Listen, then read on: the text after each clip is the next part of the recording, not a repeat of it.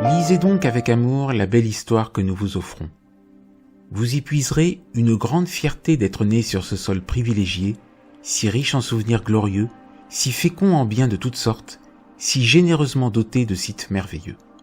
Vous y puiserez aussi un immense attachement à cette France, un ardent désir de la bien servir à votre tour et de vous montrer digne de son passé. Ainsi, Gustave Gautreau, 1880-1948, docteur ès-lettres et professeur d'histoire à l'Institut catholique, présentait-il son Histoire de France en 2 volumes constituant une brillante synthèse de la plus belle des histoires et couvrant une période s'étendant des Gaulois à la fin de la Première Guerre mondiale, chaque chapitre se voyant émaillé d'une superbe planche hors texte en couleur. Croix de guerre 1914-1918 et chevalier de la Légion d'honneur, l'auteur raconte ce qu'il considère comme la plus magnifique histoire qui vous parlera de notre chère patrie, cette douce France que vous avez tout petit appris à chérir.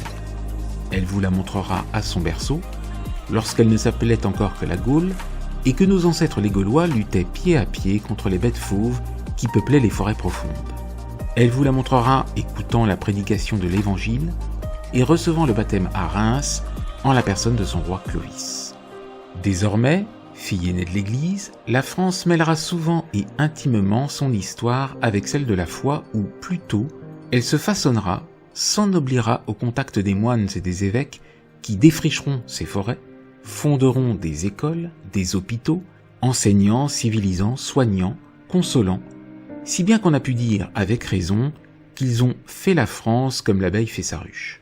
Vous verrez que, fidèle à son rôle et reconnaissante, notre patrie deviendra la première nation du monde, que son épée sera toujours prête à défendre l'Église, le faible, l'opprimé, et vous ne saurez ce qu'il faut le plus admirer.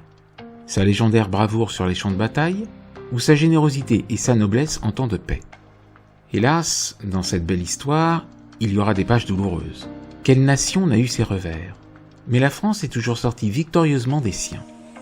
Même après les plus rudes secousses, elle a relevé la tête, étonnant le monde par ses magnifiques résurrections. Et quand tout a semblé désespéré, Dieu lui-même, visiblement, a mis la main à l'œuvre de relèvement. C'est ainsi qu'il a, d'un petit village de Lorraine, fait surgir une humble bergère, cette vierge guerrière, Jeanne d'Arc, qui chassa l'anglais et sauva la patrie de par le roi du ciel, au moment le plus critique de sa vie nationale. Plus près de nous, vous trouverez l'admirable page de la Grande Guerre, illustrée par l'héroïque ténacité de nos poilus, ces soldats magnifiques parmi lesquels vous comptez peut-être quelqu'un des vôtres.